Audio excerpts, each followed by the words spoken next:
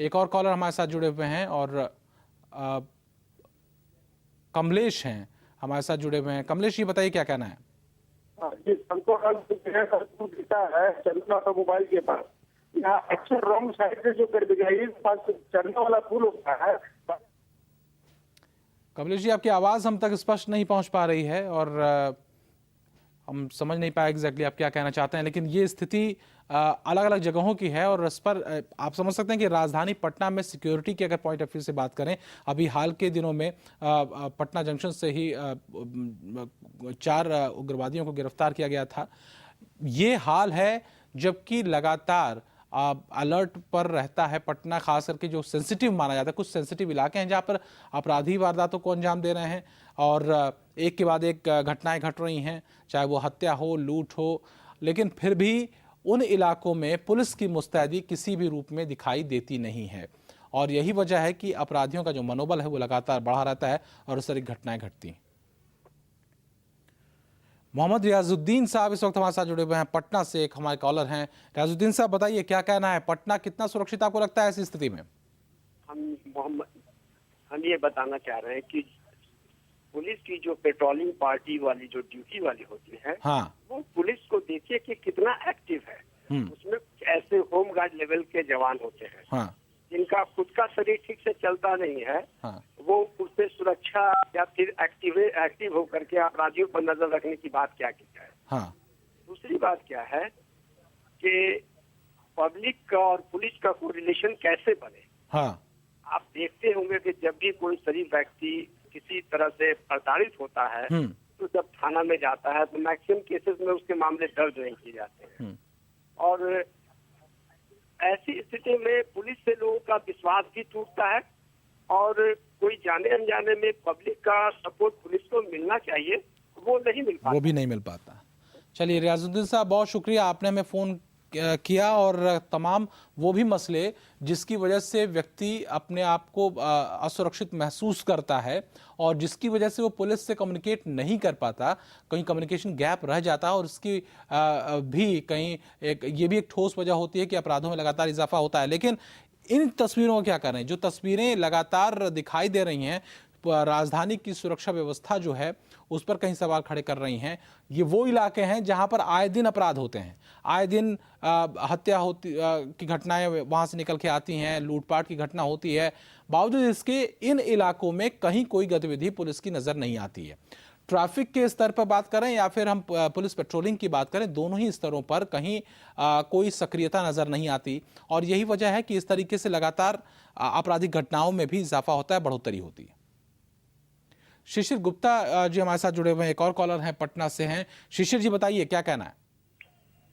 ऐसा है कि पटना में पटना पुलिस हमारी जो प्रशासन है जी, वो शरीफों को तंग करने में ज्यादा मशगूल रहती है, न कि अपराधियों को पकड़ने में। अपराधियों से उनका तो पुराना साठगांठ है। हाँ शिशिर जी ये बताइए, आप मीठापुर से आपने हमें फोन किया है, वहां पर पेट्रोलिंग की स्थिति क्या होती है? पुलिस पेट्रोलिंग करती है, रात में नजर आती है या दिन में कहीं कोई सक्रिय नजर आती है पुलिस? से मैं दरखास्त करूंगा कि वो सुबह में 5 बजे से दिन में 10 बजे तक मीठापुर चौराहा के पास आकर के देखे कि किस जिल्लत की भरी जिंदगी से यहाँ पटना के मीठापुर में लोग रह रहे हैं और पुलिस की कोई भूमिका नहीं है।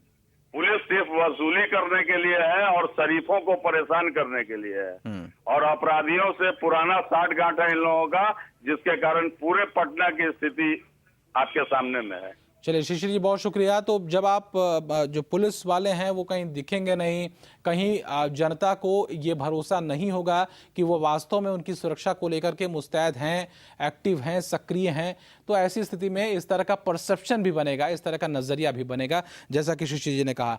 पीके ओझा जी हमारे साथ जुड़े हुए हैं, एक और कॉलर हमारे साथ हैं, जयप्रकाश नगर से उन्होंने फोन किया हमें। पीके ओझा जी बताइए क्या स्थिति है आपके यहाँ की? पुलिस आपके यहाँ नजर आती है सक्रिय? कुछ पुलिस के जितने आला अधिकारी हैं जरा सक्रिय होते तो पटना में इस तरह के वारदात नहीं होते। जब हमारे सीएम नीतीश जी से पटना कंट्रोल नहीं हो रहा तो बिहार क्या कंट्रोल करेंगे?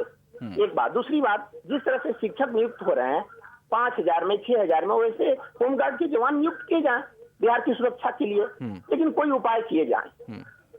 आपके इलाके में क्या हमारा पुलिस की इलाका तो पेट्रोलिंग? बहुत बढ़िया है। राजीव नगर और ये जयप्रकाश नगर जो इलाका है, हाँ। मिला जुला के बहुत शांत इलाका है, ठीक। इसमें कोई दो मत नहीं है। और सुरक्षा के लेकिन हम लिहाज से लोग अगर देखते हैं पटना सिटी, कंकड़बाग वगैरह जो हाँ। वारदातें होती जहाँ- हैं, ये बहुत कष्टकर है।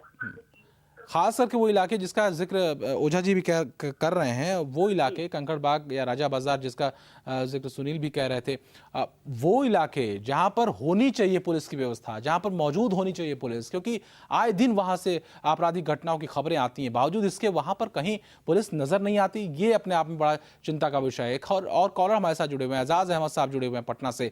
एजाज साहब बताइए, क्या कहना है आपका, कितनी मुस्तैद आपको नजर आती है पटना पुलिस? पटना पुलिस तो इतनी मुस्तैद नजर आती है जी कि मनेर में कस्टडी में 4 दिन तक रख करके मोहम्मद सलमान की हत्या कर दी। और उसका सिर्फ कसूर ये था कि वो 50,000 रुपया अपना प्रॉपर्टी बेच करके ला रहा था। ये पुलिस पूरी तरह से भ्रष्ट हो चुकी है। पटना में ही नहीं, पूरे राज्य में ये स्थिति है कि पुलिस कहीं पर दिखाई नहीं पड़ रही है। पुलिस दिखाई पड़ती है निरीह जनता पर अपना रोब जमाने में, पुलिस दिखाई पड़ती है महिलाओं को पीटने में, पुलिस दिखाई पड़ती है पिछड़ा, अति पिछड़ा माइनॉरिटी के लोगों को पीटने में। एजाज अहमद साहब, बहुत शुक्रिया, आपने हमें फोन किया। बहुत समय की भी हमारे पास थोड़ी कमी है और फिलहाल जो परसेप्शन बनता है वो इसी तरीके से बनता है। पटना पुलिस को लेकर के, उसकी सक्रियता को लेकर के जनता भी कहीं सवाल खड़े करती है और सक्रियता पर सवाल खड़े होंगे भी जब आप कहीं नजर ही नहीं आएंगे साहब।